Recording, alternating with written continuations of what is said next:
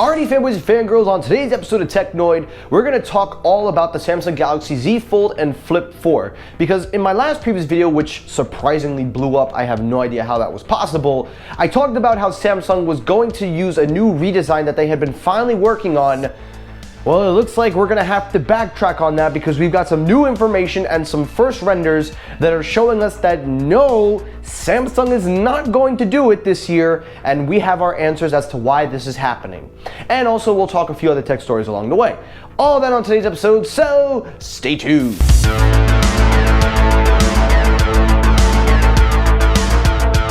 Now, real quickly before the video starts, if you did not watch my previous video of the Samsung Galaxy Z Fold 4, I had talked about how the reports at the time were saying that Samsung was going to feature a new redesign of the foldable hinge. Basically, it was reported at the time that Samsung had finally figured out a way to minimize the crease, make the fold hinge a singular piece, and improve its durability.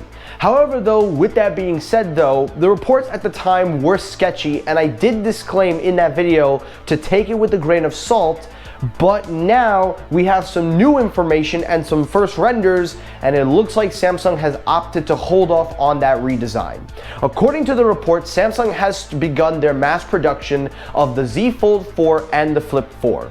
According to the reports, they are expected to ship 10 million units and have already begun the mass production models, and based on the first renders we see, it is going to be exactly like the Flip 3 and the Fold 3. Now, why is that? Now, if all of you are watching this video saying, "Oh, you misled me, you're a clickbait artist," listen, my job is just to report the news that is being presented, and if there are any changes along the way, it is my responsibility to update you. So just look at this as me doing my job. I'm not here to clickbait, I'm not here to spread misinformation. I'm here to just give what is reported and then to follow up on it to ensure we are up to date. And this is exactly what happened. Based on the renders and based on the reports, it seems that Samsung has elected to hold off on the redesign in favor of a new area that we have been talking about, but it looks like the biggest area they wanted to focus on was camera technology.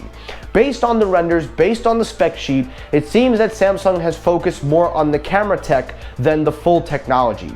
It says here we are expected to get a 108 megapixel sensor just like the Ultra lineup, but that it will also be more arrays with more higher end lenses, and will also be housing a more slimmer profile design. While it will be a little bit more bulkier to accommodate that camera technology in the back, the fold of it will essentially be more squared off, something like what we've seen with the S22 line.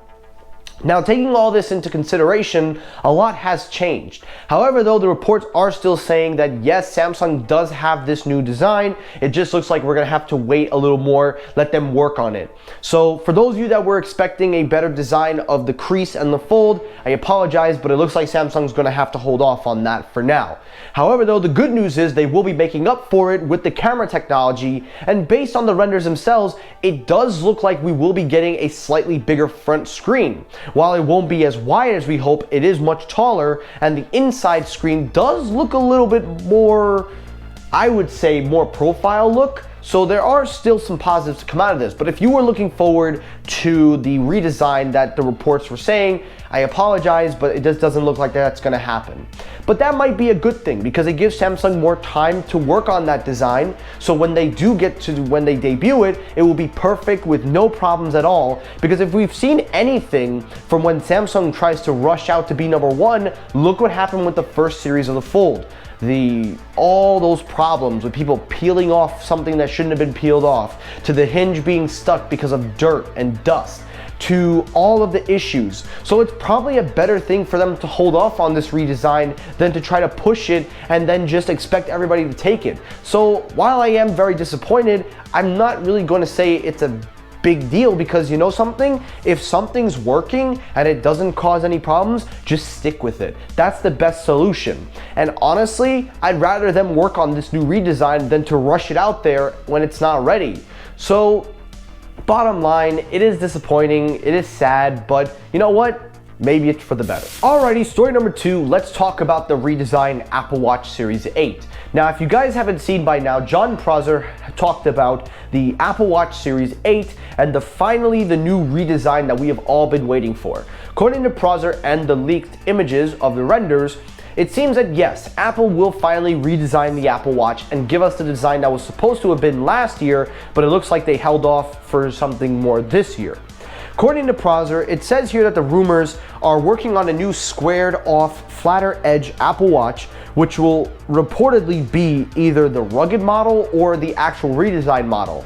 There was a little bit of confusion, as some people have said that they are working on a more outdoor version of the watch and that this could be it. Nobody really knows until we get more closer, but taking a look at the design, I gotta tell you guys, it actually looks pretty good. I actually wouldn't mind picking that watch up. It looks cool.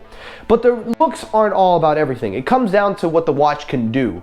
I, for one, actually like the square design because now that there's no screen on the surface, it minimizes less denting, less scratching, but also it fits the theme of all the Apple products going forward. I'm telling you guys, this must be a renaissance of just reusing the stuff that happened in the past, because not too long ago, iPhone 4S and iPhone 5s were at that square design, and now we've come full circles. But you know what? That's a good thing because I actually like it. And lastly, to round it all off, to finish up with the Apple Watch, Prosser also goes on and says that there may be multiple new Apple Watches in the works, with that rugged edition, the Series 8, and then of course the cheaper SE. We'll have to wait and see when we get closer, but overall, I'm actually kind of cool about that and pretty excited. So let me hear your thoughts down below. And that's for today's episode of Technoid. Now guys, I really hope you enjoyed this episode. If you did, hit the like button. If you disliked the video, you can hit the dislike button. That helps circulate my videos as well. As always, everyone, thank you so much for watching. I will see you all in the next episode. Have a great rest of your day, guys. Take care, stay safe, have a good day, and peace.